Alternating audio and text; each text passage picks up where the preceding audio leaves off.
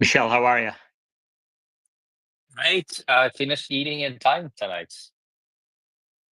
That's awesome. What'd you have for dinner? I feel I had the same thing last week, pork with vegetable, but this time with rice. Also, like I'll try and change my Monday evening meal next time. Yeah, I think we all have our kind of go-to regulars. Oh, yeah, yeah. What a day, huh? On Tesla. That's crazy. It keeps going up. What do you think? I mean, I don't even have to open my stock trading app. I scroll X and so many people posting screenshots is keeping me up to date on the price action. Yeah, it's really amazing that people are so excited about this stock these days, and it just keeps going up and up. And where do you think it's going to end? I feel if you take the all-time high and overlay the S&P 500 on top of it, I always overlay an S&P 500 line over my stock lines, right? And if you overlay that, it's in the 450 to catch up from all-time high of Tesla and to what's how the S&P 500 performed since. So still a gap to close on that front. Okay, great. Let's switch to AI amateurs. Welcome to AI amateurs, episode 15, everybody. If you're watching this on YouTube, please take a moment to hit the like button. It helps us grow. AI amateurs need to stand on its own. Um, and, that's going to be a while. But yeah, it needs to stand on its own. Otherwise, it doesn't really make sense to keep hosting them here. So we might as well just focus on Tesla Live if AI amateurs isn't going to stand on its own. And so to help us get there, please hit the like button and share AI amateurs with friends, family, colleagues. We try to kind of get an understanding of the best tools, best practices, and share with each other. Michelle has been an excellent person, excellent speaker for this space. He's shared so much, which is awesome. And Angela is on speaker board today too. Angela was on Tesla Live as well. Well, Michelle, let's start with you. What is the news of the week for AI amateurs? I mean, we're a lot of people here on X, obviously, right? And the AI that X provides, Grok, started to understand links. So beyond Grok's ability to do a search term that with part of your query when you're asking something with Grok, and that was already very valuable for news or very fresh stuff that's like happening right now. You can paste a link and a question like in your prompt, paste somewhere in there a link to an X post or an X profile, and it's going to render a good portion of like a pretty substantial portion of the comments. I've tried it with something that had around 50 comments, and it could reflect on almost all of them. But beyond 100, 200 comments, it would obviously take the most relevant ones into account, not all of them. Okay, thank you, Michelle. Um, Michelle, you posted in the DM group that some people are experiencing their memory maxing out on ChatGPT. Can you talk to us about that? Well, I've always been catching when a little like memory updated message would show up on something I don't really want ChatGPT to remember. So I personally didn't hit the limits, but a lot of people that use or the memory feature a lot because if you prompt ChatGPT to like some part of your phrase is like remember this or in some way it's going to trigger more effectively the memory feature. And if you've done a lot of these beyond it depends, like it's not a set amount of memories but it's probably a set amount of tokens. So it could be a lot of short memories or a fewer longer memory paragraphs. but there is a limit, and right now they are hitting some sort of like a solid cap where no additional memories can be added, and you would have to go in your memories and clean them out. Ideally, I would prefer them to try and figure it out automatically. Like we know, and this whole memory feature was invented, like put together, because almost nobody was going in the settings and putting in custom instructions. You can still do, but it's still to this day below 7% of people go in the custom instructions and put something in there. The memory feature now just like completely replaced this, but it has technical limits that some people have already hit. So it's a good reminder to go in your settings under personalization and memories, and just scroll from the beginning. A bunch of the memories it has about you. It's okay to leave lots of stuff there, but if you feel there's irrelevant stuff in there, keep it clean, and it's gonna be easier to keep it tight Okay. if you Well, do it all the time. don't you think that sometime in the near future, ChatGPT is going to expand the memory of ChatGPT, and eventually we'll have, essentially unlimited memory that ChatGPT can remember about us?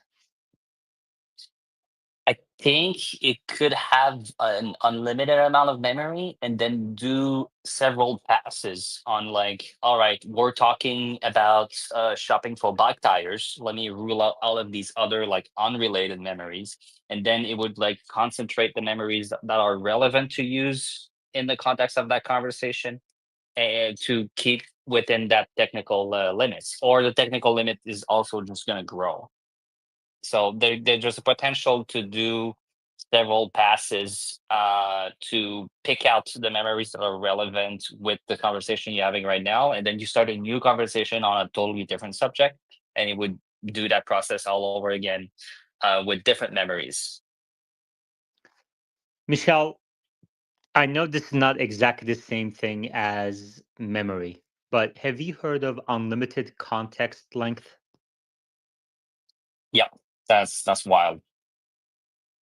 So, if you can achieve unlimited context length, does that have any impact on how much memory ChatGPT uses? Unlimited context is interesting, but even the models that have a substantial amount of context, and Gemini, we're talking 500,000 token, 100,000, millions of tokens if you're doing scientific research, but you do have quality impact where if you include too much context, it reduces the quality of the answers you get compared to doing, let's say, the pass procedure.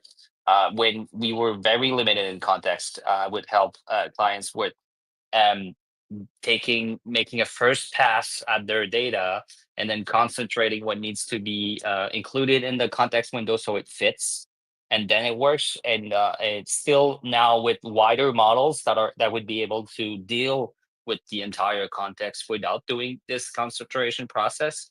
The quality of a result is not the same as if you really try and concentrate your relevant data instead of just throwing an infinite amount of context to the LLM. Okay, great. Any other news of the week on the AI front?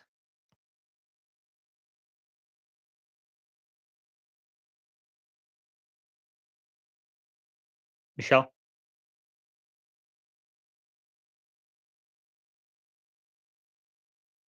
Is Michelle having some connection issues? Angela, can you hear me? Yes, I can. All right. Any AI news of the week on your front? So I am not any AI expert when it comes to like the comparison between the AI protocols, but Perplexity is getting a lot of attention right now. Grok has posted a comparison between Grok and Chat GPT, which I think is really beautiful. How they showed Chat GPT had like a very lengthy message. I don't know if you saw that, Yaman, but it was quite lengthy, and Grok was able to summarize it pretty, buttoned up and accurate. But in I terms of, didn't see it. What exactly did the Grok summarize? Sorry, I didn't see that one. oh, I think Elon actually posted it. Let me try to find it. I'll put it up in the nest. Yeah, it's Oh, hard to it's I hard was to writing community notes on this one, so I Yes. know the one you're talking about. it's hard to Uh, find what Elon says sometimes on specific topics because he just says a lot. And 90% of it I'm not interested in. So I don't even follow his tweets anymore. Wow. Okay. I I mean, think do what you you're follow talking every about. single tweet that he writes? Like you do political tweets and stuff? Yeah, I mean, I pretty much follow everything that he writes. Yeah. Really? Okay. Yeah.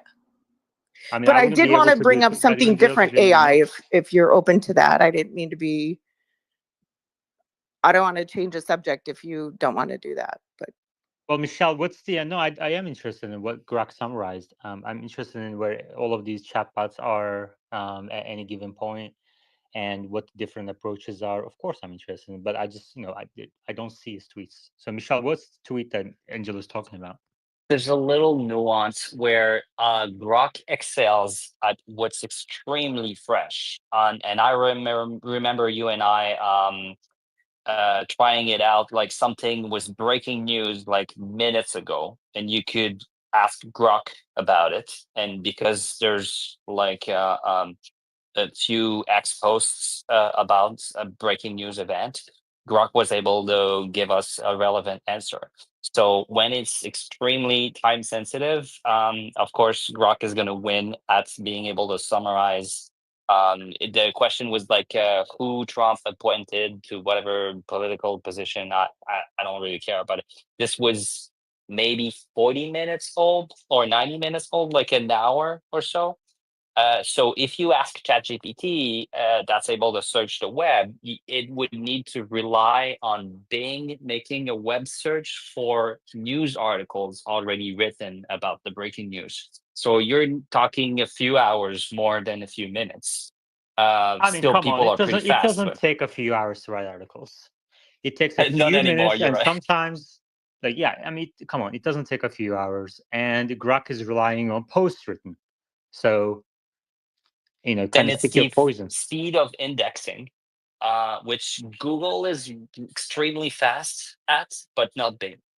Google had this caffeine project after 9/11, where people were making searches about World Trade Center and overloading the website to rent office space on the fallen towers. And they were shocked by how long it took, several days, for Google search results to be relevant. Then they did a march where it would index the entire internet every day, then every 4 hours, then every 10 minutes, and now it's basically live. But it was a endeavor that took 8 years, I think. This was a very long shot to get it to index that fast. Bing is in the 4 to 6 hour window, and I don't think they're going to go any faster. So the crutch here is that ChatGPT web search relies on Bing. Okay. All right. So you believe, okay. So, but what Angela? Let's see, Angela, do you have that tweet? Would you be able to post it at the top? yeah, let me search and find that for you. Okay. Thank you. If you Like, followed me, you might find it too. even if we try it now, the results are going to be different than they were this afternoon. Hey, Michelle, have you been able to use Grok API? Have you tried it? How does it compare to ChatGPT API? Oh, it's awesome. Some clients started using it, and now anybody that signs up and you get verified and everything, you get the 25 bucks per month. So that gives you a few hundred pages if you're careful. to try it out. It's really, it does most of the basic things you can do expect from an API. You can do prompt caching, so you can like simulate a conversation already happened back and forward, and you can like send a query that assumes a few back and forward conversation already happened. It's good when you want to do some of that prompt engineering, like you tell the AI, you're an expert in this and that, or I want you to role play into being this expert at whatever. And then you take the input from your program you're writing. It's nice for when there's delicate subjects that triggers the safety layers on other APIs. They then like if error on other API, try Grok. But I have not seen people go in production with the Grok API. It's more of a people are trying it right now or using it as a fallback if the safety layer is triggered on Gemini or OpenAI because like there's a dangerous forbidden word being used in everything calls. Okay, gotcha. Okay, I posted in the nest. Okay, thank you, Angela. While I read Angela's tweet, you use Grok for answers that are based on up-to-date info. Let's see. Breaking. ChatGPT has no idea whom Donald Trump has assigned new responsibility of enforcing our borders. Grok is real-time. ChatGPT is outdated. Okay. Okay. Okay. Angela, how often do you use Grok versus ChatGPT versus other chatbots? Well, to be honest, Chat GPT was my go-to. I don't subscribe to Grok as of now. And then my go-to is Perplexity, to be honest. So I hope I can switch over to Grok. That would be my favorite. And I think Elon's going to make that a favorite, but we got a little bit to go here. And you're saying you hope you can switch to Grok because you support Elon and his companies, or another reason? Yes, no, it's full support. Yep. Okay. And I think I just think that I mean, overall, I think his AI intelligent with Dojo and everything, he's going to have the best intelligence. So beyond Okay. Elon, yeah, I think he's overall going to have the best intelligence. Okay. Okay, gotcha. And you mentioned earlier in Tesla Live today that you've been a Tesla stock shareholder since 2014, right? Yes, correct. Yep. Yeah. Yeah, that's Very large amazing. position. Yep. Yeah, more than a decade. That's Yeah. incredible. That's Bitcoin too. incredible. So Yeah, I mean, yeah. how many relationships do people have these days that have more than a decade anyway, you know? No, it's amazing how I find it interesting. You know, I deal with a lot of traders and investors. I find it really interesting that people don't have the tolerance to hang on to stocks long term to invest. When I believe in something, I'm fully committed. I don't know, maybe I don't deviate. So I find it interesting that a lot of people can't do that. I can take the bumps in the road. It's okay. I was re-listening. Sorry, Michelle, I see your hand, but in just a second. I was re-listening to our conversation today, Angela, and you said that you would never short Tesla, right? Or not that you would short it now, but you would never short Tesla. I will never short Tesla. Never. Nope. Yeah. Like if someone said today, for example, $1,000 per share, would you still hold your shares? Yes. Okay. 10,000? Well, I mean, there's a point. I mean, there's a point that you've got to kind of look at the economy, right? So, I can't say that 2023 was not a struggle, right? So that was a difficult time hanging on to Tesla. But so I'll manage the economy as well. But I feel like we've already had that bear cycle, and bear cycles typically come in waves of a decade. So I'm not predicting another one for a while. So yeah, I will continue to hold and ride this wave. Yeah. I'm a full believer in Tesla in every way. I love the energy play. FSD, of course, that's going to come down the road, whatever. I don't care about the time frame, but lithium, that's going to go up. We're in a breakup mode for that. So with the batteries, yeah. Okay. And even if you were kind of, let's say, for example, you knew for a fact there was a recession coming, it sounds like you would just sell your shares rather than short the stock. I wouldn't even sell my shares, to be honest. So, Okay. Michelle. It's I raised my hand when you asked Angela, you use ChatGPT or Graph more, and there's like an anchoring feature of ChatGPT, which is the memory feature we talked about. It built something very relevant about me. But the same way I'm helping doing IT stuff for customers, and they migrate from Google Chrome to Edge, and there's a whole like pretty straightforward process to export your passwords and your favorites and your even your browsing histories, or you type in your URLs and the browser like feels like it's the same thing, even if you jumped ship.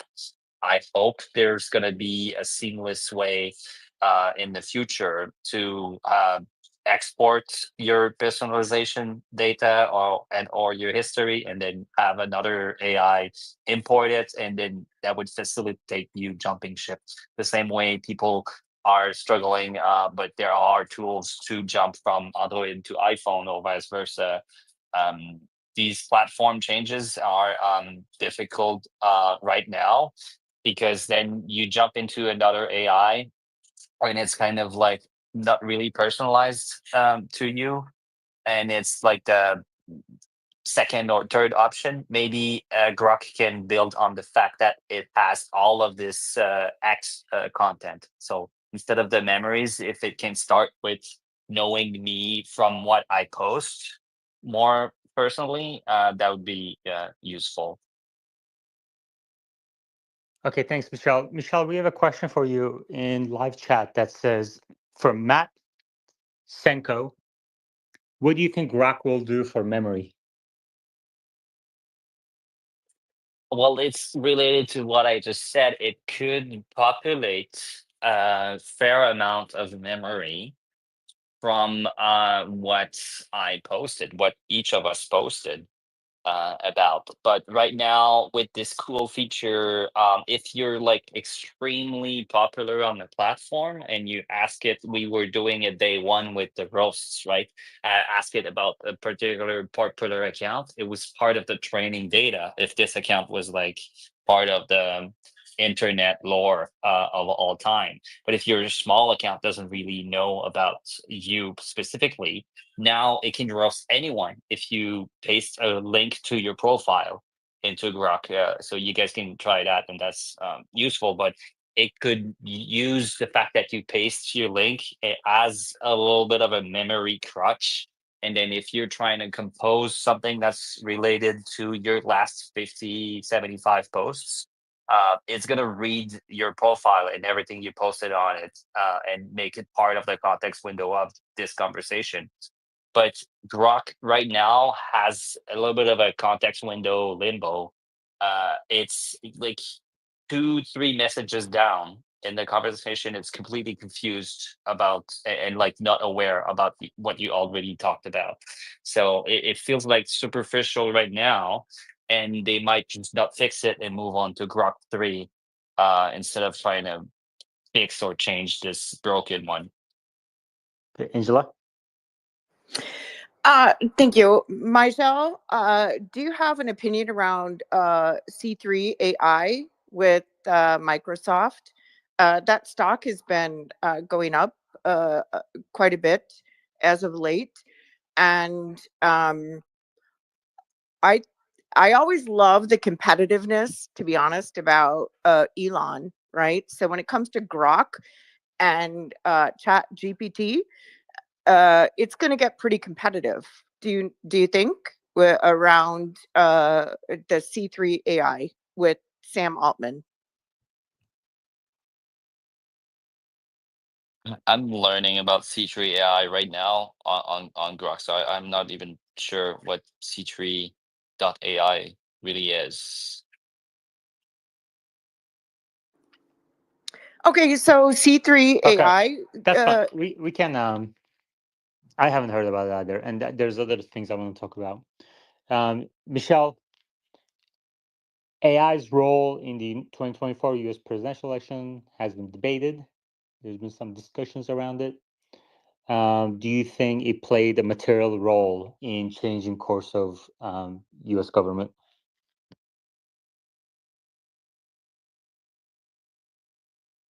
Not really. I mean, sometimes I think about the last Canadian elections, and they were a bunch of claims of robocalls on both sides, and oh, that's not allowed.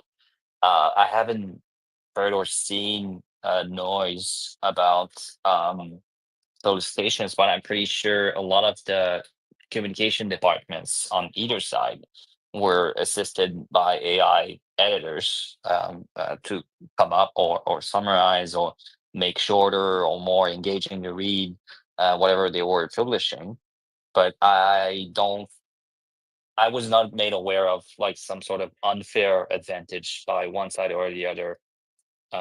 Really, I think doing the memes or like fake AI videos, stuff that was always possible to do with a lot of work and patience, and Photoshop and video editing software can now take just 20 minutes to come up with. But it was obviously AI generated, and people would laugh at the meme, just like you would do any other meme or mean joke about the other side.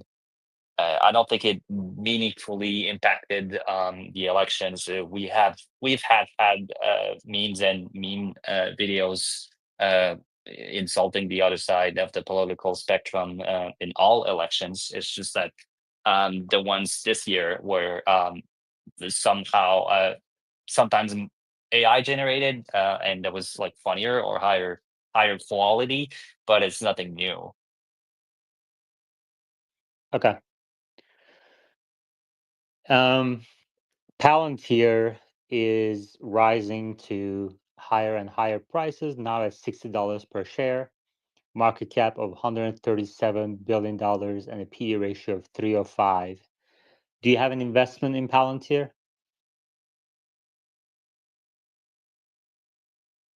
No, I'm all Tesla now, and 4% is like bag holding something else I don't want to sell. Gotcha. Angela, do you have an investment in Palantir? I do. I was awaiting that SPAC. They opened up on a SPAC trade, and yeah, so I have it at $9. Yeah. Yeah, the stock is up 10x from the beginning of 2023. Yeah, the CEO has made.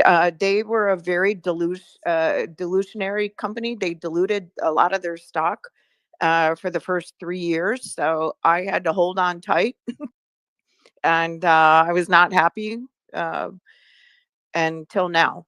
Right, so they made some recent changes. Do you plan to sell, or do you think you're going to hold Palantir? Oh, I'll hold. Yeah, I mean any stock under $100, I hold. Like, yeah, $100 per share. yeah. There are very few tech companies that you can buy under $100 a share, so it's a bargain. And always in my mindset. But Sorry, you say any company that's trading under $100 per share, any tech company is a bargain? I mean, I can't say any, but I mean, like a company like Palantir, where you've got a rock star CEO, that's a complete brain, and they've got partnerships that are increasing. I like the way he has changed, right? The CEO has changed, so to me, it's a game changer. So this is a buy for me. Yeah. Okay. Do you remember their market cap? Oof. I don't know offhand. I my guess would be 50 billion. Okay. Okay, cool. That's a guess. But I do have another one I want to talk about if you want to hear me. Yeah, Okay. let's focus on the technology discussion. All right, so I'm gonna move you down because you're, I think, more on the trading side of things. Sounds like. So let me chat with Michelle if that's okay. Of course. All right. All right, Michelle. Last week you said you want to talk about AGI, if that's a rabbit hole to Yeah, touch let's with talk a about that a 10-foot little bit. pole. All right, let's talk about that a little bit. Do you think it's anywhere close? I think we're gonna cross it the same way we crossed the Turing test. Nobody one day posted, "Hey, we just passed the Turing test." And for those of you maybe not aware of the reference, the Turing test was like behind a curtain, you put a machine, and you can't tell you're talking to a machine versus talking to a human.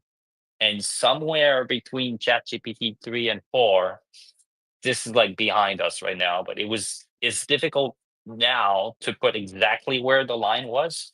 But I'm 100% convinced that we're past the Turing test, and maybe some are they sound a little bit robotic, but like Google Notebook LM deep dive podcasting sounds amazing.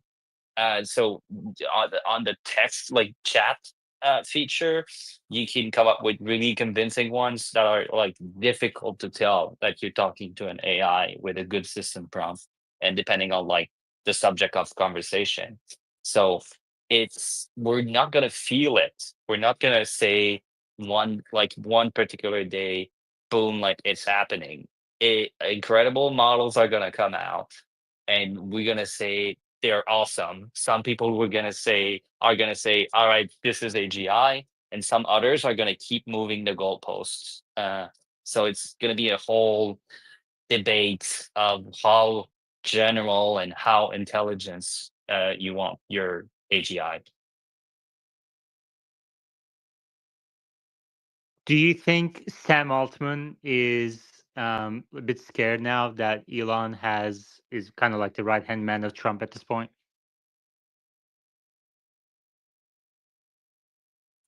Eh, if there's something about Elon and his political takes regarding EVs and now regarding AI, is that he wants to set up a level playing field.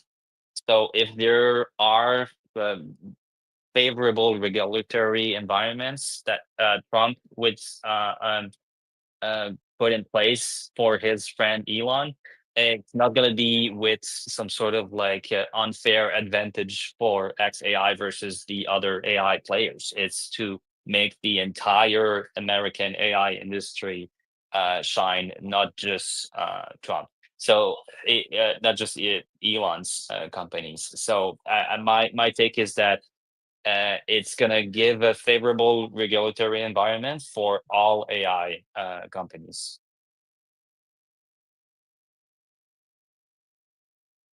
Okay. I guess we shall see.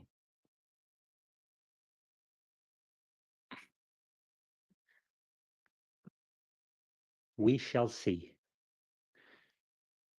It's going to be an interesting few years. A few thousand days, Sam said. That's my new favorite catchphrase after 2 weeks.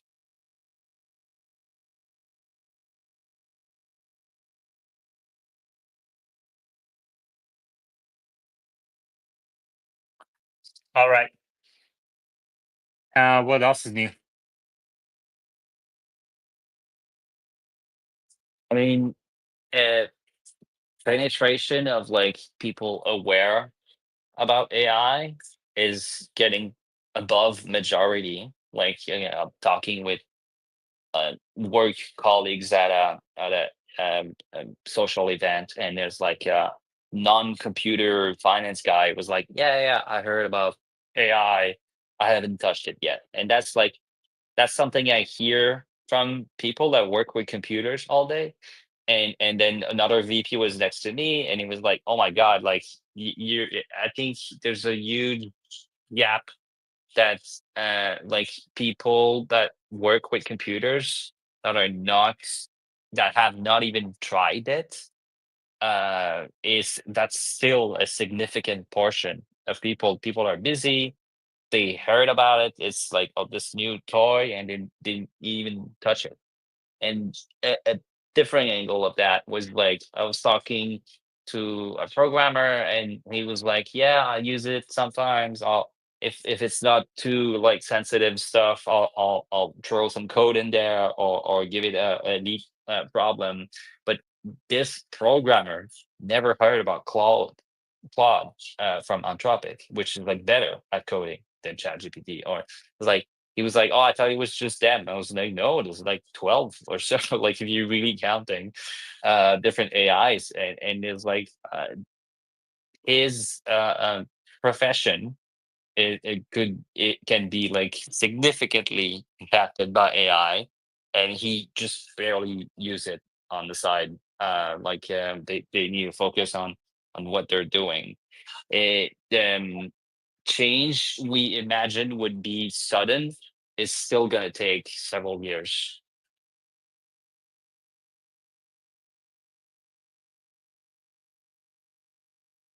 Yeah. I am looking at Brad Adcock's thread, AI news and robotics news thread of the week. Let me see if I can pin this up here at the top of your screens. Let's go through this. Brett says it was a huge week of AI and robotics news. Summarize everything announced by NVIDIA, Xpeng, OpenAI, and other companies.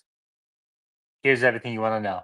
NVIDIA unveiled new updates to Project Groot, GR00T, I guess. Its comprehensive humanoid robot development suite. It includes environment generation with 2,500 plus 3D assets, motion learning, and advanced dexterity training, all trained in sim, deployable to real robots. Interesting.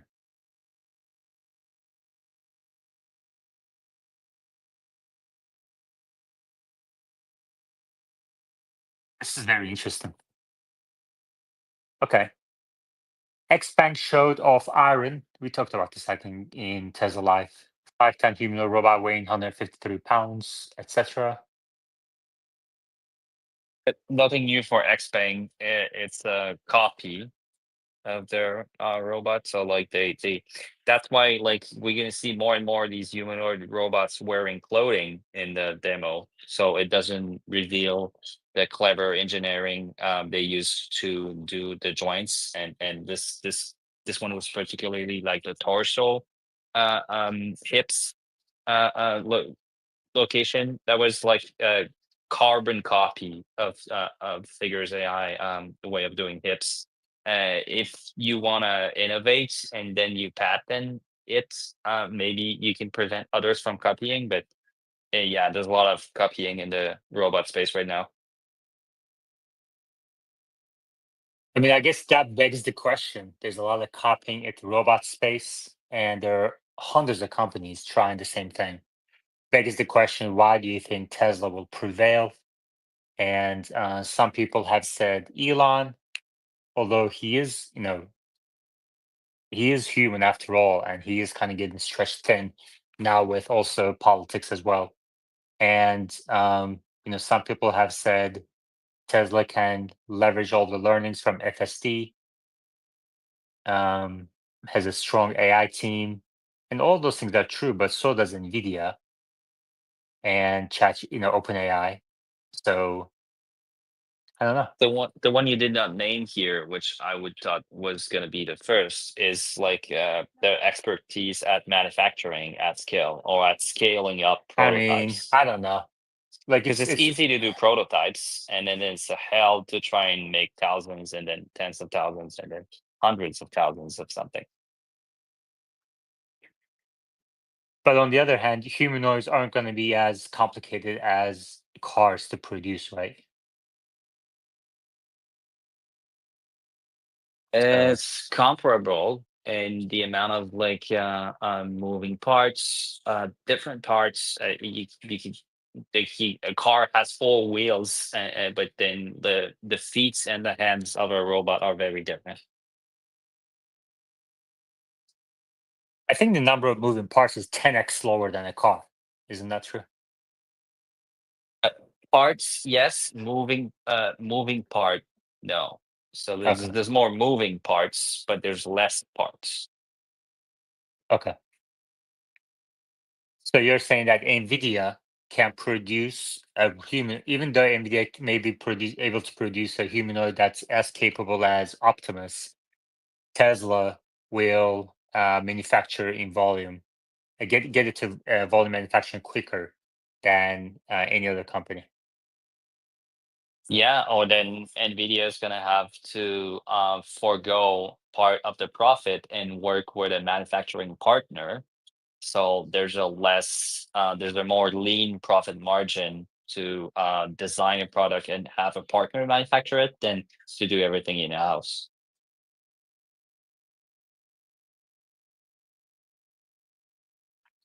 What gives you confidence that Optimus One will be more capable than any other humanoid that any other company can bring about? These companies that are doing humanoid robots, but not like building cars factories, they maybe have an idea of what factories and manufacturers need, while Tesla, the design team, can come up with in their little meeting room, oh, I think that it would be useful for the robot to be able to do this, but they can go on the manufacturing floor, try it out, or even talk with the people on the floor, on the manufacturing floor, and they're gonna laugh at the designers like, "There's no, that's not useful. What we need is this." Oh, I see. So this like in totally internal conversation, and we're not even talking about like brother and sister companies of Elon's. We're talking within Tesla itself. So there's doesn't even need to be some sort of wall garden of information between different companies. It's Tesla. Everything is Tesla Inc. Like the exchange of information between what's needed on the manufacturing floor and what the robot design minimum viable product is going to be is all within the same company. Nobody else has this. Yeah. Um, when do you think Tesla will produce 1,000 Optimus? If they delivered fast, they could make that in 2025. By the end of 2025, like you like to say. Okay. I will bet you coffee that Tesla will not produce the 1,000th Optimus in 2025. Is that the only way you found to do coffee bets, is to go lower now? Because all of your speakers are super optimistic? I don't think I've ever lost a coffee bet betting that Tesla or Elon is going to be late at something. I think all of my losses have been Ooh, betting that. good angle. Yeah, Yeah. So type it out. I'm in. yeah, sure. Give me 1 second.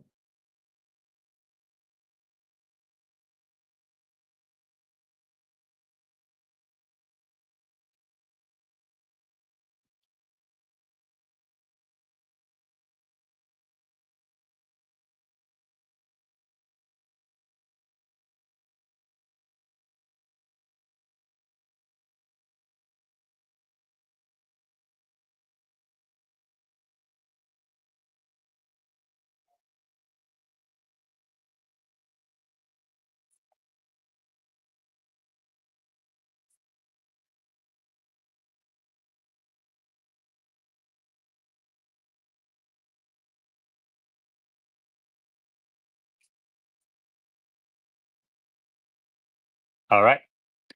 There it is at the top. 1,000th Optimus produced in 2025. You have the yes side, I have the no side. There you go.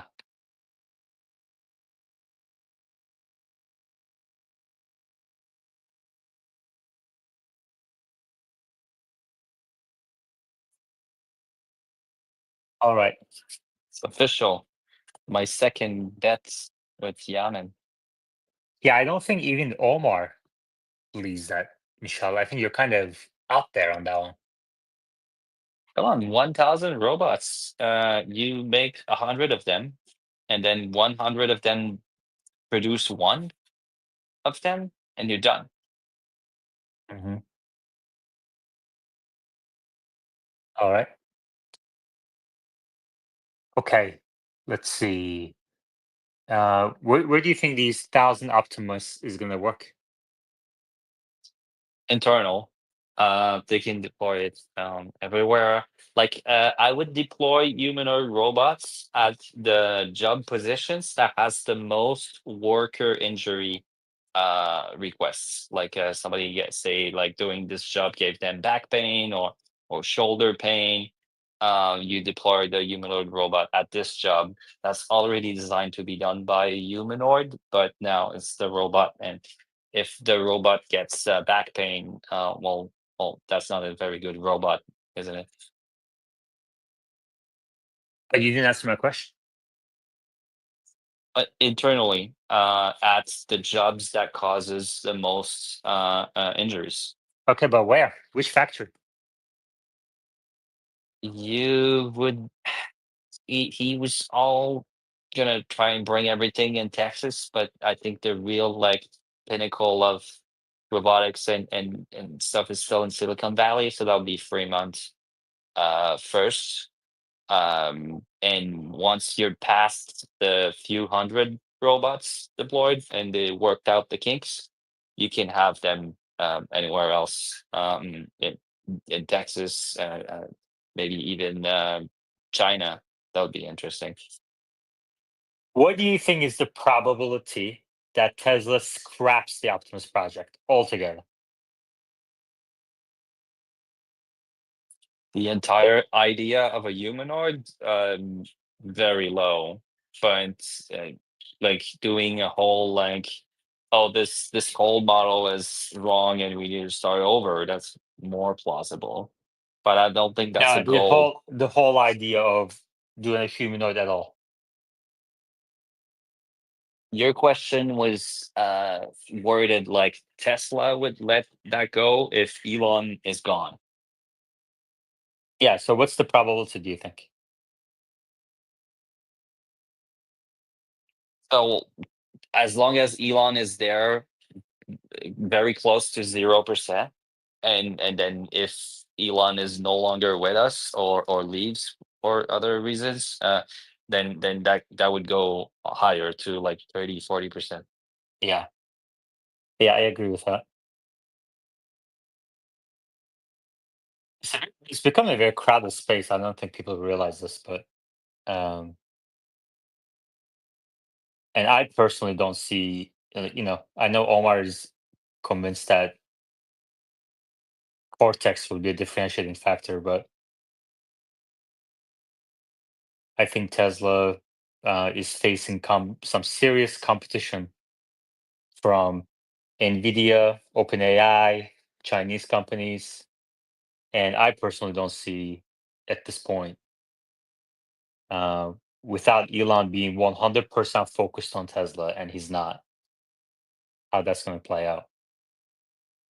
And he's never going to be. Like, if you look at his tweets past the election, he's going deeper and deeper into election stuff. So there's a chance, I think, that he might even join the Trump administration and become more of a advisor to Tesla, as opposed to what most people are expecting right now, advisor to Trump administration. Maybe I'm wrong though.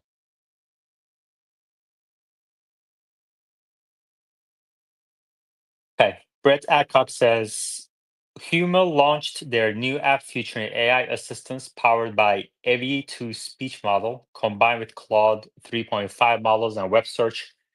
Provides everything from quick answers to emotional support and storytelling with voice generation and personality. Interesting. But see, that's similar to the products I help people with, or that they build something on top of relying on multiple models.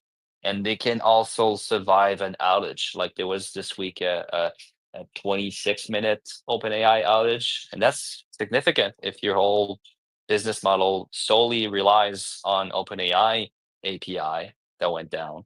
But if you have a product that's a mix of several AI products, it's fault tolerant on one of them going down for a little bit.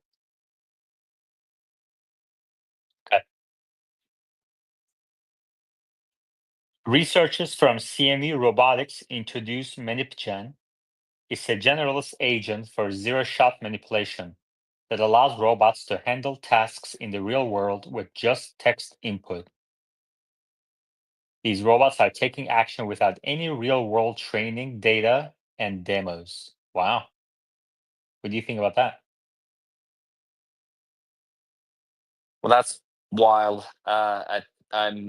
I would be curious on what kind of training data it was given to be able to do text to action. Because the examples we see could be they could cheat a little bit. Like if you have like expertly picked FSD videos, and then you say, "Oh, look, I have this model where I can type Tesla, and I tell it to go 2 lights and then turn left, and it's able to do text to drive." Well, the point was like, how much did you train this like model to drive specifically, and then you ask it to drive. This one is like, was it trained on doing a lot of these actions, like take this object, take it there, open the microwave door, and then you can just type and pretend. I don't think they're pretending, but like how narrow of a use case is it? It's going to be dependent on what data this whole model was trained on.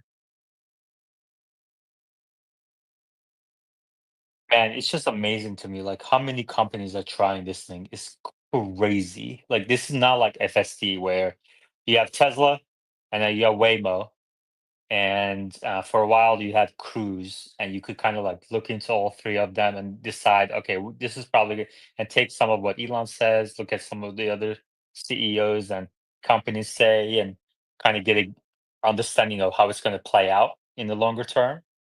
And it is kind of playing out that way so far, but with humanoids, there are literally hundreds of companies. Like most of them, I've never ever heard of in my life. Never heard of them.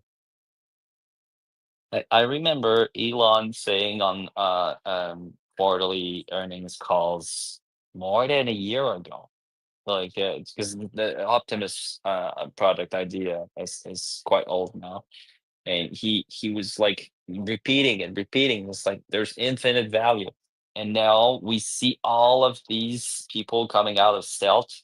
So that means they all understood that a year ago or so, and now they're becoming more and more public.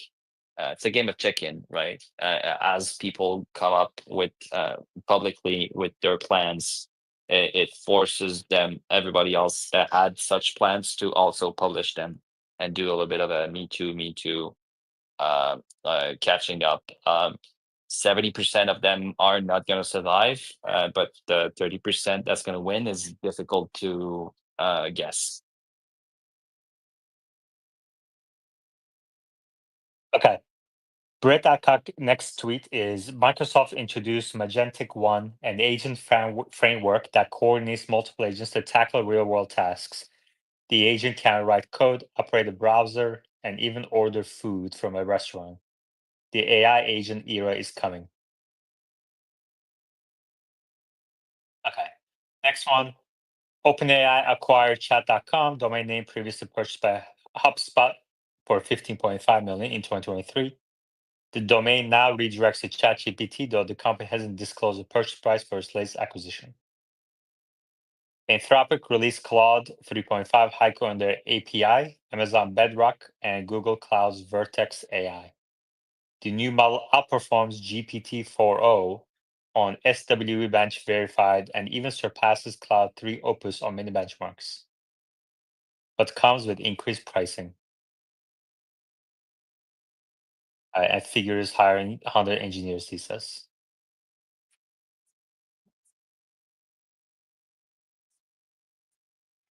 So Michelle is convinced that if Elon is still with Tesla, that there's very little chance Tesla would ever let go of Optimus project or give up on Optimus or building a humanoid project.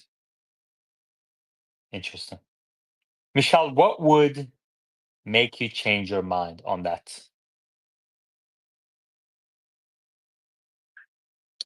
Somebody commercially deploying 20,000 bucks plus and making bank while Tesla's not able to catch up for some reason. It the same way, like there's a flip side, like Tesla's dominating it in real world driving, and these other guys are using crutches and HD maps, and they pretend they're trying to compete and catch up. The flip side of this would be if like somebody excels at humanoids that are valuable and bought and used by customers worldwide, and while Tesla would still be struggling at making something functional, or it would have a product that's too narrow use case to be valuable. Then at some point you would need to cut the cord and let the other guys win. Yeah. I mean, look at what's happened with Solar Roof or solar panels. When Solar City acquisition happened, Elon was talking about solar at every earnings call.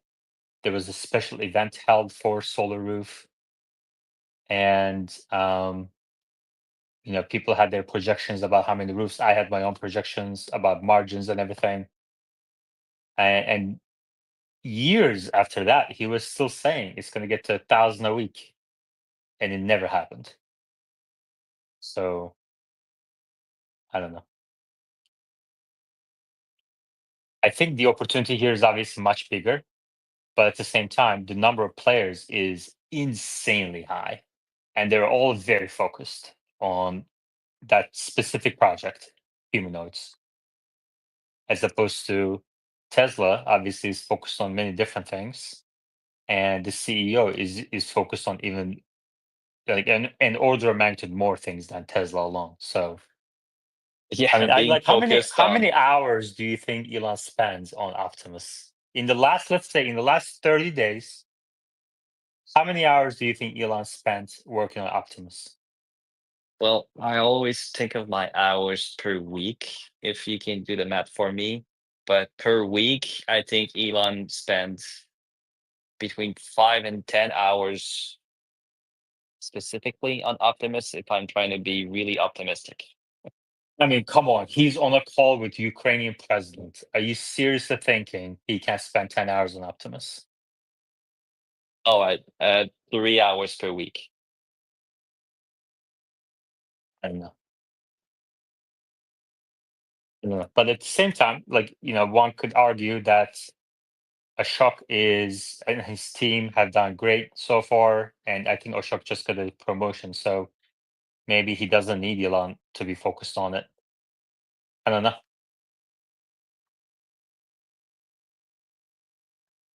I don't know. I guess we'll see. Elon's mostly the PR of everything, and the back office needs to have the right people in place that don't need micromanaging by Elon or anyone else. Yeah. Okay. Well, we have our coffee bet. Michelle, 1,000 Optimus produced in 2025. Let's ask Grok who's going to win this thing. The other bets we had Grok, was the when amount of will Tesla? Go ahead. the other bet we had was the amount of Cybertrucks versus F-150s. And I didn't realize when we made that deck that you were talking about the entire F-150 production for 2024 and not just the electric ones. So I don't think I'm gonna win that one. Yeah. Okay. When will Tesla produce 1,000 Optimus? Grok says, based on available information, Tesla aims to have 1,000 Optimus robots working in its factories by 2025. This suggests that the production of the 1000th Optimus robot could potentially occur sometime within that year. Here's a breakdown of the relevant points.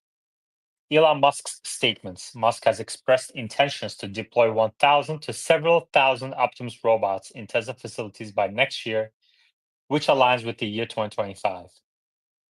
While there's no precise type date given for production of 1,000th unit, man, Grok just pulled my tweet as I guess it's showing one of the tweets. Oh my gosh, this is. But Are you see, look like at look they at index this? instantly. Hold on. Is this for real? Oh yeah, Grok. I understand, but I'm gonna show you something. Okay, let me just copy paste this thing.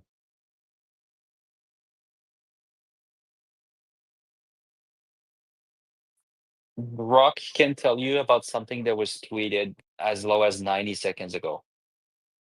Look, I understand. Okay, but this is like, do you think our bet tweet should be used as an answer, as an input to producing the answer to the question? That's a bit of a circle reference, don't you think? Well, that's the big problem we had about training any models after 2021. Look, was it 2021 already? But like, was it the original cutoff dates of ChatGPT? The first one was prior to GPT-2 coming out, or like it was trying to avoid the cardinal sin of training AI on AI generated data.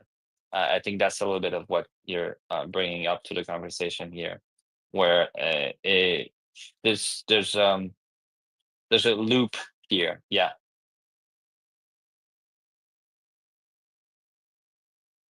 Here, I'll pin this at the top. Okay. I mean, this is not AI training on AI generated data because I just generated this tweet. But unless if you're saying I'm AI, but it says,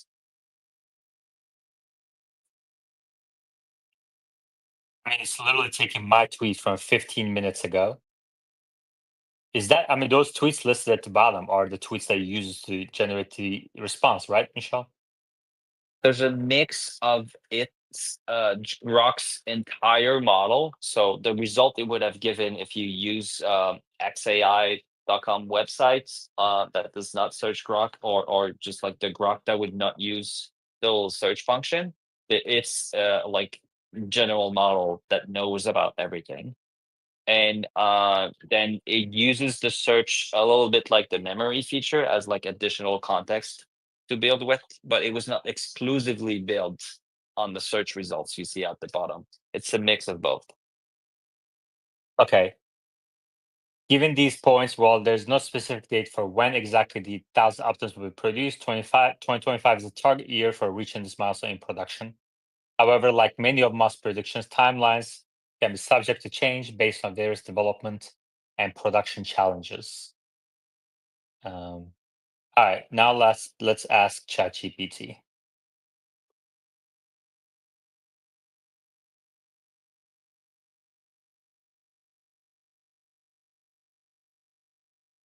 When will Tesla produce the 1,000th Optimus? I'm asking Foro. CEO has outlined the production timeline for the Optimus humanoid robot. The company plans to begin limited production for internal use in 2025, aiming to produce several thousand units by the end of that year. Mass production for external customers targeted for 2026. Given the schedule, it's reasonable to anticipate that Tesla will produce 1,000 Optimus in 2025 during the initial production. Well, there you go, Michelle. It looks like ChatGPT agrees with you. But what do you think I used before I answered your bet? And it's citing a Teslarati article from July 2024. Okay. It says Elon Musk recently provided an update on Tesla's humanoid robot Optimus. Musk believes Tesla will start producing Optimus by next year. Tesla will have genuinely useful humanoid robots in low production for Tesla internal use next year, and hopefully high production for other companies in 2026, commented Elon Musk in an X post. Earlier this year, Tesla included the Optimus Gen 2 humanoid robot in its exhibit for the 2024 World Artificial Intelligence Conference in Shanghai. Musk later shared that Optimus 2.0, featuring a new design for the Tesla bot, will be complete by end of year. Okay.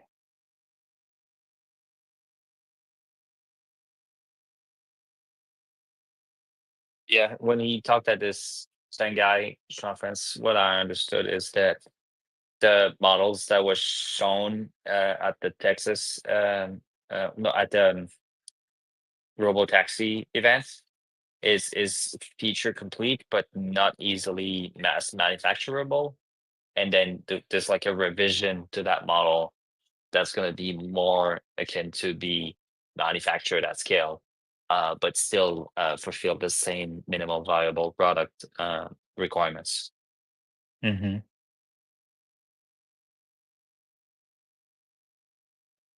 In April 2022, Michelle, Elon expressed optimism about having the robot production ready by 2023, aiming for it to handle tasks that humans prefer not to do, according to Wikipedia.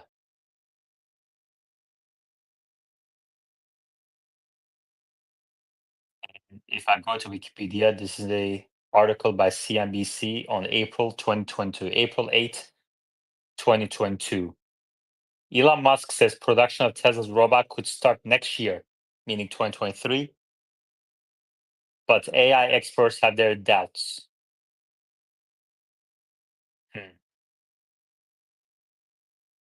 Quote, we have a shot of being in production of version 1 of Optimus hopefully next year, Musk said Thursday at the opening event for Tesla's new vehicle assembly plant in Austin, Texas.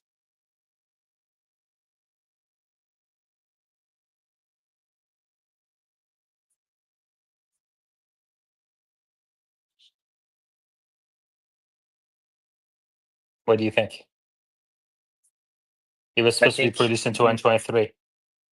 I think your strategy of making bets that Elon's going to be late is going to be winning you a lot of free coffees. Yeah. Yeah, I understand. I mean, maybe somebody will find it because I have like 1,000+ bets, coffee bets, but I don't think I ever lost a coffee bet betting that Elon will be late. Which is kind of wild. All of my losses are betting that Elon will be ahead of timelines or deliver on time or something, or maybe even like a 1 year late.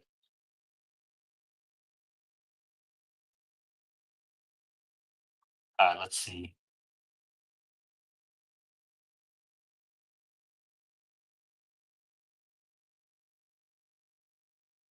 In April 2023, Michelle, so this is a year after the first April 2022 comment on the timeline, Elon suggested that Tesla might start selling the Optimus as early as 2025, with plans to deploy it in Tesla factories by the end of 2024. Do you think that's going to happen?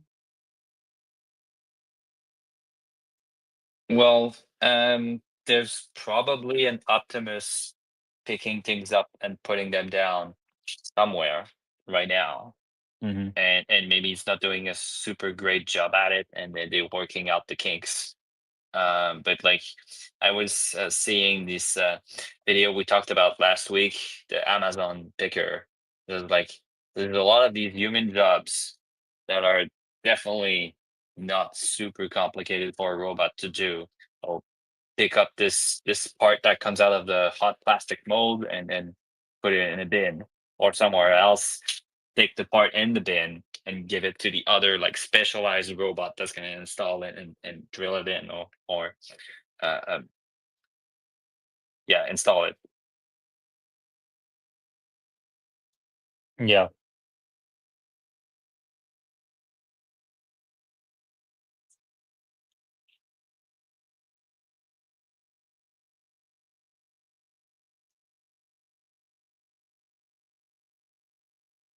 I don't know. Like when Tesla was building these in 2014, 2015, 2016, I could point to the Gigafactory and say, this is going to be the durable competitive advantage for Tesla. And I think that was I think Gigafactory was the critical reason why Tesla was able to ramp Model 3 and others couldn't. And I can't find something like that when it comes to Optimus. I'm not aware of anything I can point to and say, this is why Optimus is going to be at a high scale, profitably more useful than any other robot, and Tesla will have the market share that it has today with profitable EVs. And with the EV competition, you were looking at old legacy companies like Ford, GM, or startups like Rivian. They're kind of like Me Too companies. But with the humanoids, you have some really serious competitors that are proven competitors. That's what I Um, wanted to bring and- up earlier. Didn't find the right time, but the point you just made, where the competitions regarding EV was with amateurs that overestimated their capability of competing in this like very different product. We know how to make cars, but like doing EVs is has nothing to do with making regular ICE cars. Now, these competitors in the humanoid robot space, they're la creme of la creme. They're really good at what they do, and that's scary. yeah, and Ford didn't know software. The CEO didn't go to supercharging road trip until like 10 years later than he should have. But on the other hand, you have ChatGPT and OpenAI and Sam Altman with hundreds of millions of active users and tens of millions of paid users for the product already. So I don't know. And I'm looking at Grok. I subscribe to Grok on both of my accounts, and I never use it, never. And then when I try to use it, it just produces nonsense, just like the one I just shared. Oh, and like if you ask one thing to Grok and you gauge the result, let's medium. And I used to say, oh well, go deeper. They have more of a back and forward conversation, and that's true with ChatGPT and a lot of others, where incredible value comes not in the first answer that it gives you, but in like 5, 6, 25 messages down into the conversation. I have never done a Grok conversation more than 5 messages deep, because it forgot about the first one, 3 messages down. Why doesn't Grok have advanced voice at this point, like the one that I can talk to? I mean, with ChatGPT, I usually just talk to the advanced voice rather than type it out. Oh yeah, I do a lot of brainstorming with this. Two things. They literally trained a model to do audio to audio, so they could try and do audio to text, compute to text, and then text to audio, but you have to do it really fast, and even when you do, it's going to feel super slow. And the advanced voice thing, they implemented the 1 hour limit this week. That was not the case before.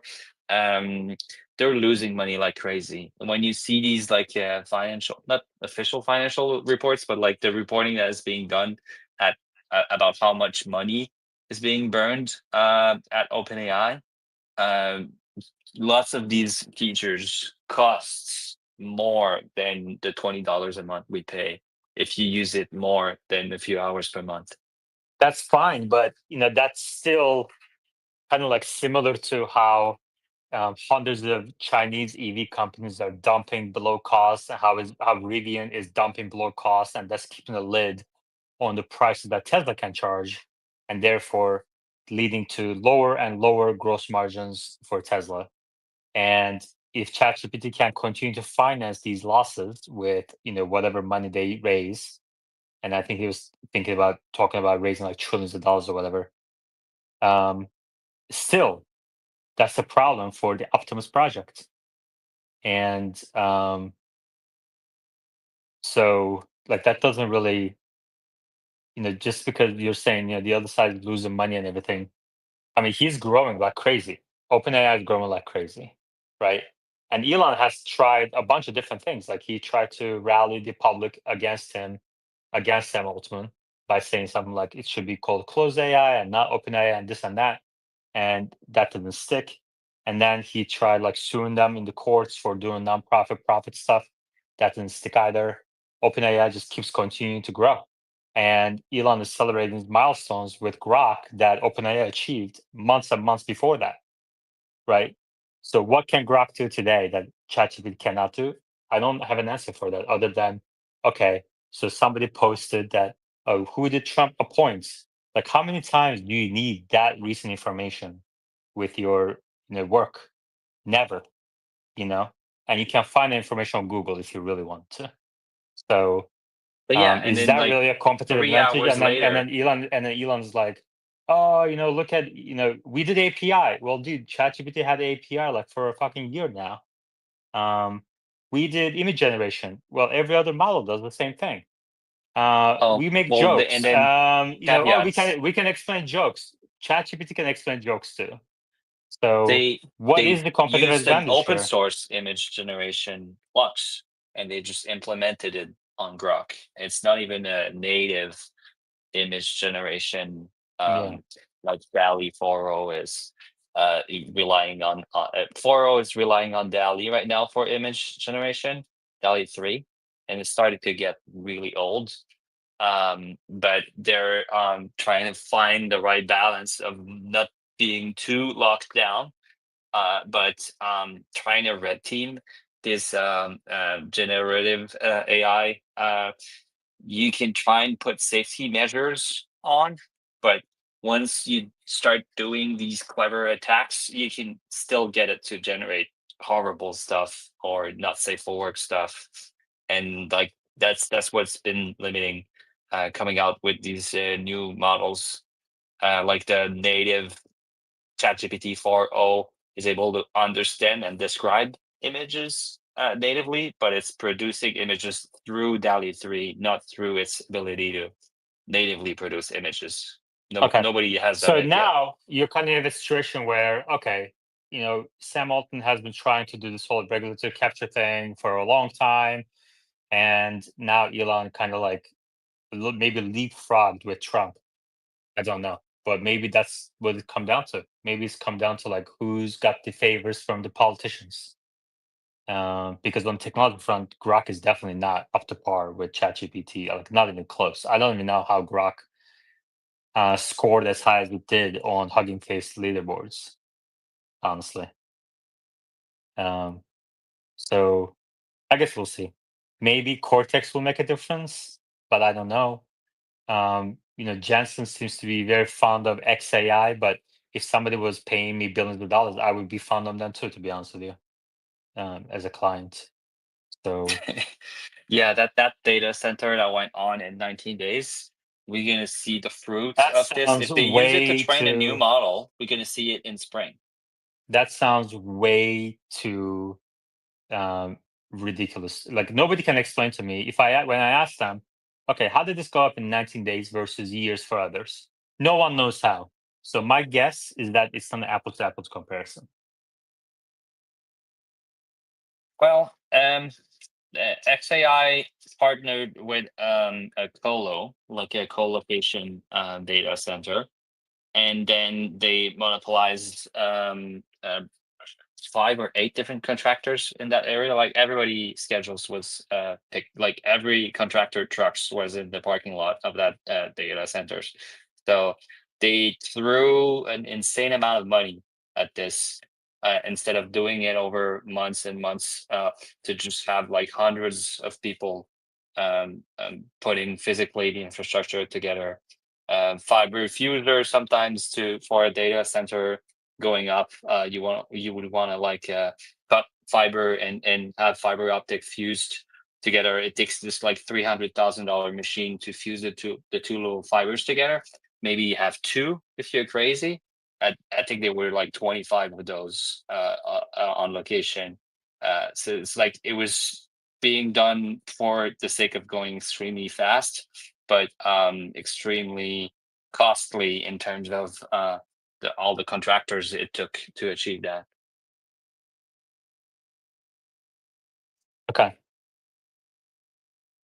Wes is asking, can I be of any assistance in YouTube live chat?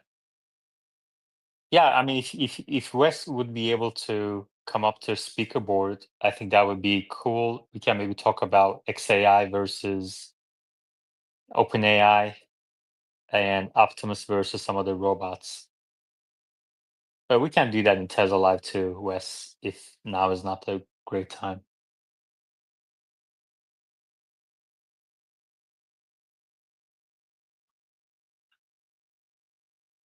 So, Michelle, you said earlier that we're going to see the fruits of XAI's massive deployment in record time in the spring. What do you expect to see from XAI in this spring? Well, they would use this insane amount of compute, not for inference at first, but for model building. So you would want to have worked out what you want to train on, and then running the training run of something bold and a very large model takes a long time. We've seen I think the first run of training ChatGPT 4 was 8 months, and you can tell by the date that data cutoff is a rough estimate, more or less maybe another month or two. So when the model is released and you query it about what its data cutoff date is, let's say the cutoff date of GPT-4 was 8 months when it came out. It took more or less maybe 5-6 months of training, plus another 1 or 2 months of like putting all the data together, somewhere in that ballpark. And if you want to compete, you would want to come up with a similarly sized model or bigger. So that means a similar amount of compute needed to train it. Okay, thanks, Michelle. Ekoton? Oh yeah, hey guys. Just I saw this space. I've never been in here. Sounds interesting. I've been using Grok and Chat GTP, but of course, I'm total amateur, not nearly at the level of you guys. Just curious what you would um, possibly give someone that's just totally new to all this, that has been reading a lot about, like, how you prompt Grok and how you ask, or Chat GTP. That's the better AI, but what would be like one of the first things I other mean, the than one advice I give people is to subscribe to it, because when you subscribe to it, that kind of removes that limit of you have only this many prompts you can use a day. And once you do that, thank you very much, Ekoton. Once you do that, you kind of opens up your creativity. So subscribe to it and use it as much, like literally force yourself to use it. And then after like a couple of weeks of that, you start kind of immediately finding ways as life goes on to use AI more often. Michelle? My prompt engineering little tidbit is to build bigger prompts where you're gonna give 3 separate pieces to it, context, and you label it as such. You can find your own little way that's easy for the AI to understand, to like delimit like the beginning and the end of what is context. And context is gonna understand that it's just like additional stuff that it can use to understand the environment, or literally the context of what you're asking it about. Another big piece of the puzzle in the middle are your instructions, clearly labeled. Like, I want you to do this. I want you to compose this and that, or whatever your instructions are. And then a very helpful one that people skip very often is to give a draft or a very clear expectation of what you want the output to look like, because it's most of the time has to guess the format of what you're looking for. Maybe you want a table, maybe you want bullet points, maybe you want a story. something a little bit more linear than bullet points. Like, and even giving an empty draft is at least going to give it great information about like the type of answers you're looking for. And to Yaman's point, if you subscribe, you're going to be able to do a lot more A/B testing, throwing an incredible amount of spaghetti at the wall instead of like being careful with your queries. You can just be careless with your tokens and do it like a lot. And all of the voice features that are available and practically unlimited when you pay reduces the friction of you typing it down versus dictating it. Like typing what I just said right now would have taken me 8 minutes, and I don't think I've been talking for 8 minutes.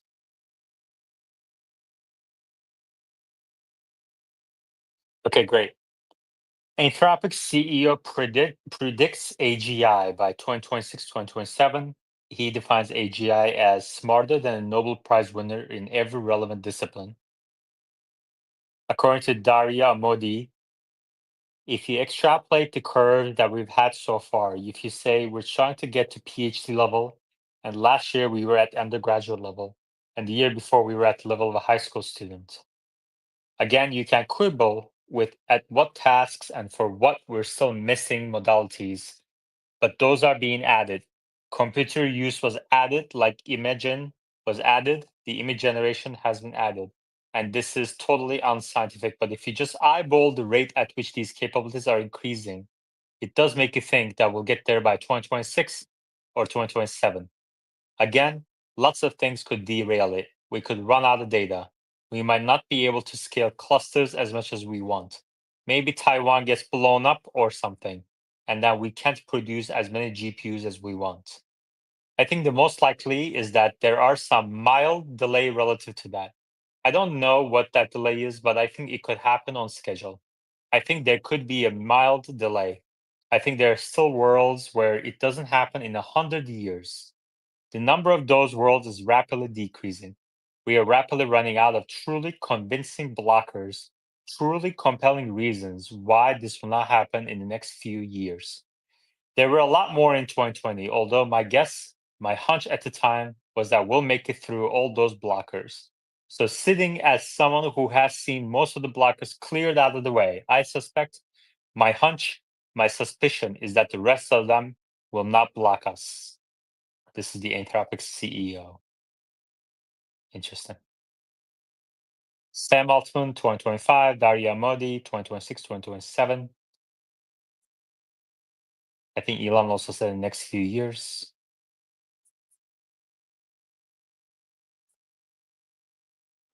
I guess we shall see.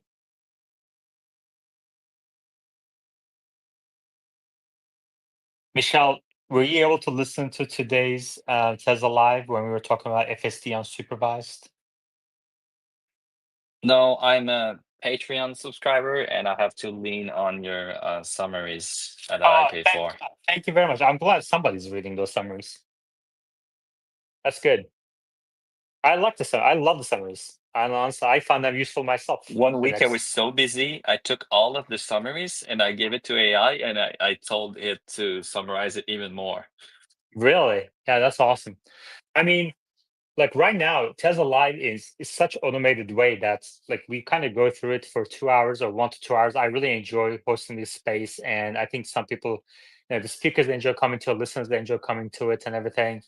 But after the space, it literally takes like 30 minutes or less to get it on Spotify, Apple Podcasts. YouTube is already published right away. Creating those shorts and publish them is kind of like a couple clicks. It's a very automated fashion at this point, which is amazing. The only limiting factor right now on the summaries is YouTube takes forever to transcribe the video because it's 2 hours, and it takes like overnight for some reason. And then I have a solution for you for this. I'll 1 second. And then Apple Podcasts, for some reason, takes 30 minutes to process the audio file when I upload before I can publish, as opposed to Spotify that does it instantly. I'm not sure what the difference there is, but the user interface is very similar of both platforms. Like the question they ask, like what I need to fill out, is exactly the same. But Apple Podcast takes like 30 minutes before I can push publish. Spotify instant. And on the transcription part, like I'm not that concerned about it. I just kind of wake up in the morning, first thing, that's what I do, publish the summary.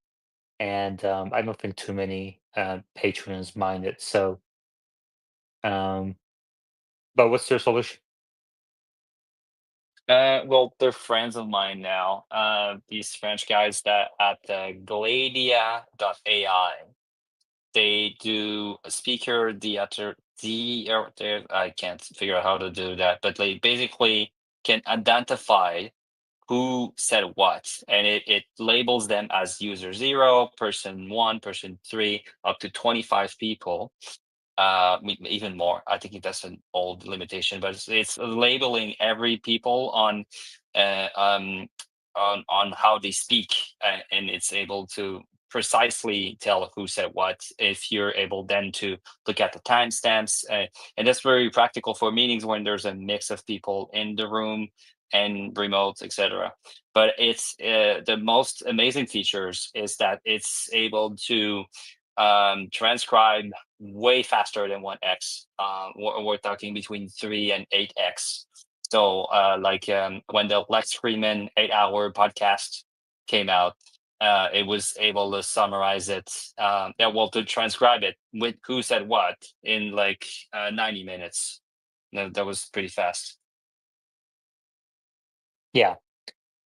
I mean, StreamYard is also very quick at doing that. I don't know why YouTube takes forever, but I think there's also some value to reducing the amount of time Tesla Live goes on. Like maybe closer to 1 hour is better than 2 hours. And there's a case to be made about the quality of the transcription, because like that's a model that's specifically trained on this. And then if you just use their web tools, as you don't need to be a programmer, you can copy paste stuff in their website. But if you use the API, there's a little temperature you can play with. And for court cases, they really wanted to have the transcription with like court level transcripts where I mean, you get all I of the don't need ums that though. and I don't need everything. that. I But don't for need that. for listeners, it's a Like product if that's it will be specialized in that. different, like I said, to disrupt an existing way of doing things, it needs to be 10 times better and cheaper. And YouTube, I just have to do it first thing in the morning, as opposed to, and I don't think any patron is like in front of their computer waiting for that email to drop so that they can all of a sudden, do whatever they do with the summary. If you're kind of that live about it, then just listen to the live stream. So it's not that big of a deal. And these tools usually cost money and everything. I have to learn this and that skill and all that. It's not worth it to me. But anyway, Wes Wallen in YouTube Live Chat says, what's funny about today's AI implementations is that today's sci-fi movies shows really has caught those writers off guard. It's way better at intelligent interaction than ever imagined. Wes Wallen says, I realize this is a long video, but the main takeaway is that we will most likely reach a limit with transformer LLM architecture. The synthetic outputs of LLM are not knowledge or wisdom or innovative. They are extrapolations of information. We need to create an architecture to distill type 2 reasoning from information. And he's off his soapbox after that. So he ended there. I mean, yeah, this is something we can discuss tomorrow in Tesla Live as well. So maybe if Wes can come in tomorrow, we can talk about Optimus versus other humanoids. I mean, I think there's gonna be hundreds of humanoids. And what gives Tesla? Oh, there it is. Hold on 1 second. Maybe we can talk about 10, 20 minutes here. Wes, welcome. Hey, hope you can hear me well. Yeah. Wes, we have about 20 minutes left. And thank you for Sure. joining us. Yeah. Let me ask you something. Earlier we discussed, so there is almost every day I'm like learning of a new company that is doing humanoids. What gives you confidence that Optimus will be the one that is leading in volume and margins? Yeah, production's hard. So think of all the pieces that go into this bot, the physical manufacturing pieces, not the software stuff. The physical manufacturing pieces are hard, but for Tesla, that's the easy part. It's not the bottleneck. That's something that when I look at the We Robot event, they've nailed a lot of the wobbliness, the hesitancy, the jerkiness, the stability issues. They still haven't demonstrated the uneven walking surface issues, but lots of the other stuff with manufacturing, it looks like I'd say a development validation level build, or maybe even a production validation build level quality. I mean, I'd have to inspect it much closer to really know for sure, but what I saw in those videos was pretty spectacular from a manufacturing standpoint. Now, that doesn't mean to say that their BOM cost or that all the materials that are in there are low enough to actually produce this at volume. And when I say at volume, I mean like 1,000 run rate. And we can go into the soft tool, hard tool discussion, but I would assume that at some point this year they will do a soft tool production run rate of the 1,000 to 5,000 range, just to test it out, because that's like, we're talking like maybe $10 million of a build cost. Like that's nothing. Like for the amount of TAM that this bot is gonna,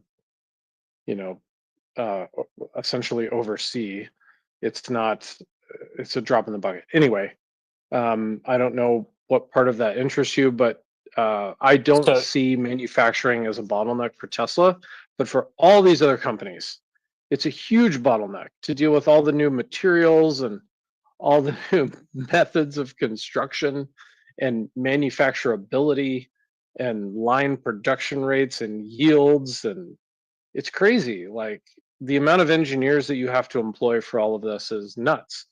And Tesla already has that. Like they've already nailed that. So these other companies have to build that up. That takes time and it's hard to get to like production scale. Like Well, Boston X- Dynamics is not, they are not in the business of making thousands of robots. They're in the business of making hundreds, maybe hundreds of bots. Sorry, there you go. well, some of these Chinese automakers that are also announcing humanoids like Xpeng, they produce thousands of cars and twos, right? Yeah, and I don't know their builds as well. And if they have the maturity to build these kinds of parts in-house, right? Because they outsource a lot of those parts. If they're vertically integrated, great, then all for it. But if they have to outsource the brain, for instance, like the autopilot ECU, if they have to outsource that, if they have to outsource batteries, if they have to outsource the inverters, like if they have to outsource any of the actuators, like that's the whole meat of the Android, right? Like the brain is also something that's on an entirely separate timeline, because Tesla, that's their bottleneck. So if they can somehow deliver the brain, great. Or if they just want to limit it to certain scenarios, then also great. But that limits the TAM. That limits the kind of scenarios that it can function in. So you're saying that Tesla will unlock its software bottlenecks faster than these other companies can unlock their hardware bottlenecks. Maybe a better way to say it is I think they've unlocked the manufacturing scale issue that looks like it's solved. I mean, granted, I'd have to see it up close, and then inspect the manufacturing line and all that stuff. But the brain is still the long pole in the timeline. The brain is the thing Yeah. that is very difficult. And when I say the brain, I don't know all the people that are listening to me right now, but the brain is really like walking on uneven surfaces and not falling. Like that is the bottleneck. Everything else is easy, by comparison, relatively speaking. Okay. And in live chat, you said the main takeaway is that we will most likely reach a limit with transformer LLM architecture. The synthetic outputs of LLM are not knowledge or wisdom or innovative. They are extrapolations of information. So you think that's necessary? Something beyond transformer architecture is necessary for Optimus, but not necessary for FSD robotaxis? Let me unpack that. So the transformer architecture basically just predicts the next word. It's trained on a bunch of human information and then creates human information that it thinks is real. Maybe thinks is too strong a word. That it predicts is real, right? It does not want to hallucinate because it does not get a reward for hallucinating, so it doesn't want to do that. It just is an information generator engine. So when we created that at Google, the point was to predict what you wanted when you searched for something. That was the whole point of the model, is to take in text and turn it into a search result that was better than anything else that you could want, and it took a lot less compute. That was the whole point. Now things are different. We have a much higher expectation of what the transformer architecture we want out of it, and it's just not capable of doing that. That's why Francois, the thing that I linked there, he's he anyway. I don't want to go into all of his stuff, but the idea is to get a level 2 or a type 2 reasoning architecture that is better than or more capable of taking information and turning it into knowledge, and taking that knowledge and turning it into wisdom, taking that wisdom and creating innovation. That's the idea. And I still think we're quite a ways from that, even though I think we will most likely hit AGI at some point before the end of the decade. And we need a lot more compute to get there, because we've only just scratched the surface of, like, I think, what we're capable of doing. At the end of the day, the likeliness that we will achieve type 2 reasoning in the next, 2 to 5 years is really high. And that is going to be profound, because you'll be able to interact with an AI that can understand your intent, not just, in other words, the idea of like a prompt engineer isn't really a thing that's going to last. I think that's my prediction. In other words, it'll just be like talking to a really, really good friend. You can be like, hey, like, what did you think of this movie? And they'll be like, I don't know, it's not really good. Like, it's kind of tired and it doesn't really fit in today's day and age. That will be the AI that you interact with. It isn't just gonna Yeah. like randomly hallucinate. Yeah. You're gonna be like, this isn't real. It'll Yeah. feel real. That's knowledge. That's Yeah. wisdom. It'll feel real. That's where we're trying to get to in the next 2 to 5 years. Michelle, and then I'll ask one question to Omar, and then we can wrap it up. Michelle? Do you think, Wes, this type 2 reasoning is a software layer, and it's going to be possible to execute this on the existing hardware we're working with, or they might be a fundamentally different hardware infrastructure that would bring us to this type 2? It's a great question. I'm not sure. It's a longer answer, because it doesn't feel like a data problem to me. It doesn't feel like an a hardware architecture problem either. It feels like a math problem. Because when I think about what generates, and I know this is weird for maybe people to hear, but when I think about what generates knowledge inside of my own head, I feel like I'm making all of these connections between not only sentences, but like understandings. And the understandings don't really come from sentences. The understandings come from experience, and the experience comes from an implementation. The implementation is a reaction of, different numbers or different uh, environmental actuations, let's say. So like I go outside and it's raining and I'm walking on a surface and I know that that surface is wet. And if that surface is wet, that either makes it more slippery or less slippery. Now, how do I know that? The reason I know that is because that maybe I've slipped once, or maybe I can see the texture of the surface, or maybe I can see some kind of shine off of it. These are all these things that like add to these layers of like understanding that we have that we don't really consider. But it's happening, and we have to create something that elicits that in a model. And it's not a data problem. It has all this data. It already the data. It's just trying to predict the next token, which is what the transformer model does really, really well, granted. Okay. But it's just not what we really need. Okay. I don't know if that helps. Well, yeah, we can continue more in Tesla Live. This space has been going on for close to 2 hours. We're getting ready to wrap it up. Omar, welcome. Question for you. So earlier we discussed Optimus versus hundreds of other companies that are going to be doing the same thing. And some of these companies are very advanced in their software capabilities.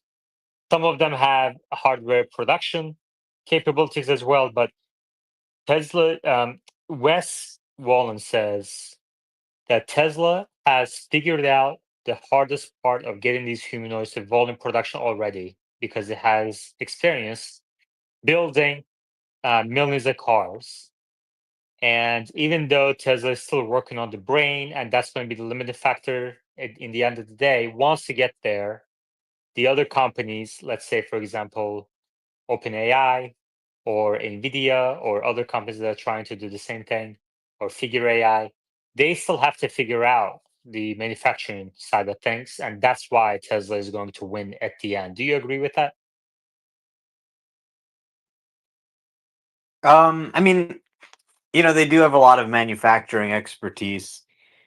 It's one thing that sets them apart. It's really a combination of things that makes me hopeful about Optimus. I mean, you look at the EV industry, and it's not even close. If you look at Tesla's profit share of the industry, they're making 100% of the industry's profit. So creating a new industry is very difficult. In any industry, there's multiple companies, right? You never see an industry where there's just one company in that industry. So, of course, there will be a lot of robots. I think Tesla has a unique combination of manufacturing ability, software ability, AI expertise, a great training cluster, as well as just the leadership and the discipline, as well as the capital, the influence to actually, bend the world to their will. So those are really all the same reasons why Tesla dominates in electric vehicles, why they're the biggest maker of BEVs in the world. All those same reasons apply to robotics as Yeah. well. I mean, we kind of started from that point in the discussion. And I said, back in the day when I was first looking at Tesla stock, I could point to the Gigafactory and say, this is why Tesla will be able to get to profitable, scalable production way ahead of anybody else, and then continue to innovate and keep others at bay. And that's exactly what happened. But I can't really find something that concrete to point to today when it comes to Optimus. Not to mention that Ford, GM, etc., they had no idea about software, but the companies that are competing in the humanoid space, they have a lot of software capability. So I don't know. I don't know if I agree with what you said 100%. What part do you disagree with? I think that Tesla does have a good mix of capabilities to get Optimus to scalable production, but I don't know if it's going to be the leading product. I don't know if it's going to achieve the same success, like you mentioned, for example, 100% of the profits as Tesla did in the EV space. Why? What makes robots easier than building a car? The number of parts is 10x fewer. Battery was a critical factor for EVs, but that's no longer really a limiting factor for the EV industry. I mean, we see the battery prices coming down pretty rapidly, and there's a lot of ample capacity across the industry right now. And I don't really know if there is such a thing. Like, is there a critical piece, a hardware piece in the humanoid space that Tesla can focus on that others cannot do? I don't see that. It's not readily visible to me, but maybe I'm just not able to see it. Yeah, in my mind, building a robot's much more complex than building a car. Cars benefit from the existing automotive supply chain, existing automotive financing. There's a whole industry built around this. There's dealership networks, all of this. It goes a long way towards making a business work. Creating a new industry like humanoids and trying to make the cost and demand price point align is probably 10 times more challenging. Okay, Wes and then Yoda. Yeah, it's a good point to discuss. The difference in a great robot versus a, let's say, a not great robot will be in the millions of iterations of successful tasks. And so your ability to do that is not just the software, but it's the stability of your platform. So if your joints and your stack tolerances from your joint all the way from, your shoulder and your hips, if you can't steady that hand and it's shaky, nobody's going to want that product. Like, it's going to be a very limited amount of scenarios that thing is going to be able to successfully, complete. So that's going to be the major thing. That's what Tesla demonstrated, is that they have this smooth motion. And my thought is that if I was able to inspect, their build, I would be able to see, like, if this is just a way of manipulation or if it's actually in the design. Like, if the hardware, all of the joints are actually, like, all of their stack tolerances are able to make that joint not wiggle at all. So it can be capable of millions of movements, over the course of years, because that one bot that you buy, for however many thousands of dollars, will be capable of creating you millions of dollars in value. Because if you buy a bot that, from a company is like, oh yeah, like, we'll sell you this bot for 100 grand and, we'll warranty this for 6 months. But after that, like, all of the parts are, thousands of dollars in these spare parts. But my thought is that Tesla's bot won't require that. It'll just be a bot that you buy. It'll be good for millions or tens of millions of movements, and it won't require service. It'll just be stack tolerant, solid.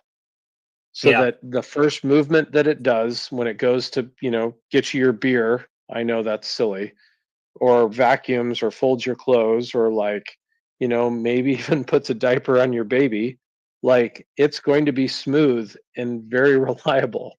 And years from now, when that baby is older and, getting into high school, like, it's also going to be as smooth. That's the whole point of, like, reliable, good, stack tolerant engineering. Okay. All right. I mean, I'm not 100% sold on the idea that Tesla is the only company that can do that. Like, today, Chinese automakers are producing goods and services that are very high quality. BYD is producing vehicles that, are selling in the millions. BYD is about to become top 6 automaker in the world, volumes far surpassing Tesla at this point. So I think those things were true in the past. I don't know if they're true in today, and I don't know if they're going to be true in the future. Wes, and then Yoda, and then we'll wrap it up. Yeah, I totally agree. BYD is the closest competitor. All the Chinese companies, I feel, are close. versus anything else. So I agree with you. Yeah, and we're going to continue obviously in Tesla Live. It's just that this space has been going on for 2 hours on top of the 2 hours from Tesla Live. So I have to wrap it up. I haven't had dinner yet. So Yoda, go ahead. Yeah, I just think maybe the combination of material science from kind of the SpaceX business, the AI infrastructure that allows Tesla to create this training loop from Optimus to the inference computer on board Optimus to the data center training are some of the things that is difficult for another humanoid maker to Yeah. replicate. I don't know. I mean, what kind of space technology do you need to build a humanoid? And then, not to mention that some of these companies, hundreds of companies, are focused on doing this specifically, as opposed to Tesla, focused on doing a portfolio of things. And with a CEO that is focused on doing an order of magnitude more things beyond Tesla, now including politics. So, all right, final word to Omar, and then we're going to continue Tesla Live tomorrow. Well, BYD, of course, has less BEV volume than Tesla. Only when you include the gas cars do they have more volume and, significantly more volume. But it's really kind of a false argument. There's literally no product category that exists in the world where there's only one company that makes it. Anything that's successful, other companies will also try and make their own. So it's a given that there's going to be a lot of different humanoid robots, some good, some bad, some cheap, some expensive. The question really is, does Tesla succeed in building the best business? Do they succeed in building the best product? That is really what matters. And, others, let's say someone in China having a great humanoid robotics business, doesn't preclude Tesla from also having a great business, just like BYD and Tesla both have great businesses.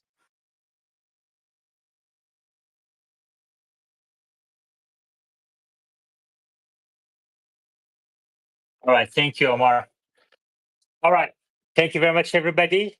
If you're watching it on YouTube, please hit that like button and subscribe. And if you're listening in X, please take a moment to head over to YouTube through the link at the top of our screens and put in your code check number in live chat. Thank you very much, and I will chat tomorrow in Tesla Live. Take care.